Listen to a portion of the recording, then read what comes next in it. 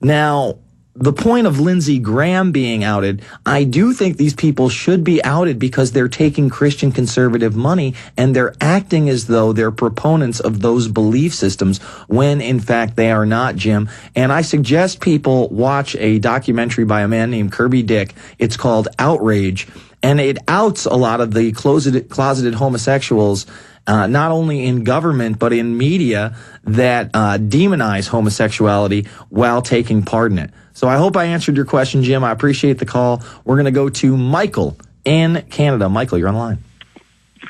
Hey, Jason. I watched a documentary last night on CBC Passionate Eye by Mike Rudin, who's a friend of mine, called Finding Bin Laden. And he did an amazing job. It's really it's a great film. Wait, Mike Rudin? Is he a BBC producer? No, Mike Rudin is an independent producer, and he actually sold the documentary to the CBC Passionate Eye. Okay. Rudin, R-U-D-I-N.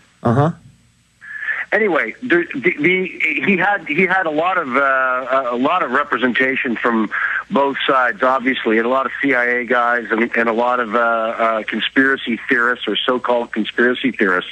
And there was one issue that really struck me. He went to the to the point that basically Bin Laden was a CIA asset, and the deniability across the board was just unbelievable, right? Saying that we were giving Bin Laden weapons, but at the time, we were just it was our last hope. We were just trying to defeat the Russians in Afghanistan, blah blah blah blah blah. But there also was an outright denial of the fact that Bin Laden was treated in an American hospital in Dubai. And I know that was in your film, and I've gotten to know you quite well, and I know that you must have some factual information to back that statement up. Would you mind just telling me, how did you find that information? Yeah, it was mainline front. It was mainline front page in France. Man, I can't think of... Guys, type that in. Bin Laden in a U.S. hospital and find out which French publication put it on the front page. Because it was a French publication that put it on the front page. But to go back to another French publication, which talks about Bin Laden and the CIA, they admit, it was our last hope against the Soviets. No, Brzezinski and Robert Gates, our current Secretary of Defense, he admits this in his memoirs, and then it was backed up in Le Nouvel Observateur. We show you the article in Invisible Empire that indeed we were funding Bin Laden and the Taliban prior to the Soviet invasion to goad the Soviets in to create that Cold War scenario. And then later on, after the 9/11 attacks, it did come out that U.S. covert agencies were funding Bin Laden through BCCI banking. Now, other than the mainline report that he was at that hospital in Dubai, which again, I believe it was from, I think it was from France. I'm almost 100% certain. Did you find it?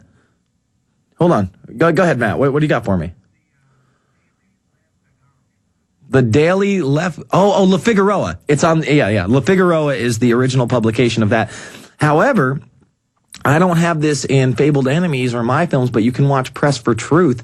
And the night before 9/11, Bin Laden was being trained in treated in a Pakistani hospital, where the Pakistani military came in, took out all these separate doctors, then surrounded the area. And obviously, U.S. intelligence knows this. And remember, the Pakistanis, the ISI, which we set up, actually British intelligence set up in the 50s, and then it was revamped in the 70s and 80s through U.S. intelligence. They were the ones funding the hijackers. So if you're looking for the source on the Bin Laden being treated at a CIA hospital, that's Le Figaro. But if you want to see the video report by Dan Rather of Bin Laden being treated at a Pakistani hospital the night of 9/11 and being surrounded by Pakistani military, you can see that in Press for Truth. Did I answer your question, Michael? It sure does. And actually, the Pakistani intelligence were in the documentary completely denying that ever happened as well. It was interesting because I know Mike, and Mike was coming at this from a guy that basically has woken up and trying to become a mainstream media guy to sort of, I guess he'd always worked for the CBC, and he was trying to come at it from the point, look, I'm going to present both sides. And the deniability and the ability for these people to just stand there and bold-faced lie, you know, as I've seen it with you in 9/11 Debunked and what have you. I mean, it's just unbelievable that they continue to do it. But the masses we're just brainwashed folks that just sit there and we take the spoon-fed stuff and go, oh yeah. Now Richard Gage was fantastic in this film, and Mike gave him a great chunk of time, and I think you'll like it. What's it called again? Is it called Finding Bin Laden? Finding Bin Laden? Yes. Yes. I'm going to look for a copy tonight and try to watch it this week. I appreciate the call and the tip, Michael. Let's go to our next caller. Let's go to Cliff in Colorado. The call line is 888-201-2244. Go ahead, Michael. Or go ahead, Cliff. Thanks for taking my call. You got it. Boycott Arizona. Blame it on the immigrants is one of the oldest divide and conquer tricks in the book. Hitler did it too. Well, I'm not saying that you can blame the immigrants for the the nation's economic demise, but it certainly is part of the globalist command and control system to integrate Mexico with Canada and the United States to get a North American union. I don't think that the illegals are the reason that our economy is in the shambles it is in today, but chipping away in the last 10, 15, 20 years of an economy where we don't pay these people minimum wage and they don't pay into the tax system and they're not part of the federal and state government tax programs. Yes, that is going to have a toll on the economy, but it is a divide and conquer when you're like, I hate the Mexicans or how dare they come in there. No, we have a way to come into this country and become a United citizen, whether you're from Mexico or you're from Vietnam. So I see arguments on both sides, and I'm of the argument that I wouldn't kick anybody out of this country. I would allow everybody to stay. However, they would have to go through the process of becoming an American citizen so that it wasn't just amnesty and that they were paid regular wages and paid into the tax system the same way. But before they do that, we actually have to secure our borders, both on the north and the south. And when we do that, I believe that we can allow, I guess, the country to become a sanctuary country in the sense that we don't have to just kick everybody out. But they do have to become United States citizens. I believe they have to go through that process. Otherwise, we will just have an amalgamation of Canada, Mexico, and the United States and the North American Union that the globalists want. Cliff, go ahead. Well, thanks. Well, I just think this legislation is a continuation of the racist foundation, slavery and native genocide, on which this country was built.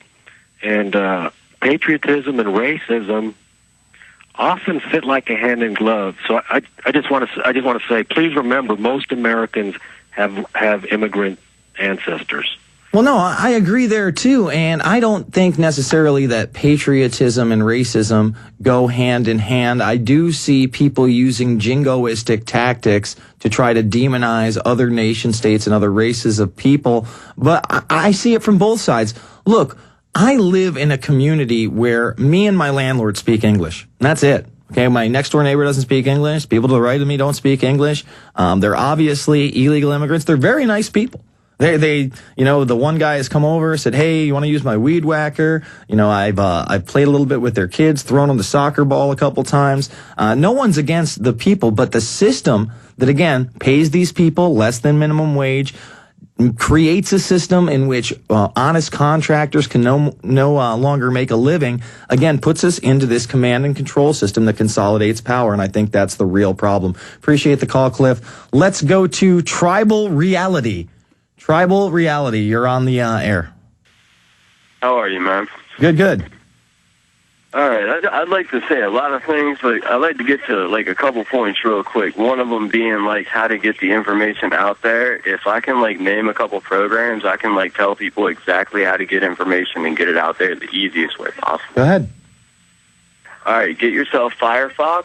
Get the add-on download helper. You can get any media you want from any web page. It's video, audio, anything. And then get yourself DVD Flick, and you can burn that to a DVD in 30 minutes. So you can just download. Tell people that again, because I get so many emails, man. People complain to me that the DVD doesn't fit on a regular DVD. That's because we give you the DVD in the highest quality. It's a DVD 9. and it has to be recompressed to fit on a DVD-5.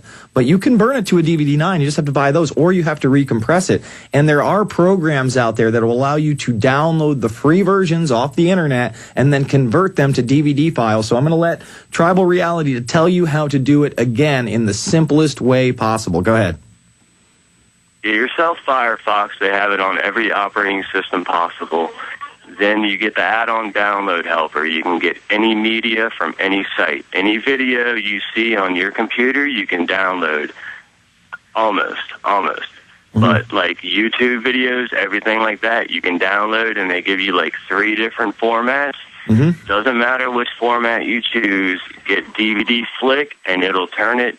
You can just set it up however you want, and you can even compress it like you were talking about, the 4.7 for regular DVD-Rs, and it's totally free, and you can burn them off. It takes 30 minutes, man, and I do it all the time. I've woken up many people. It's like the greatest feeling in the world to get someone at 2 in the morning to call you up, and they're not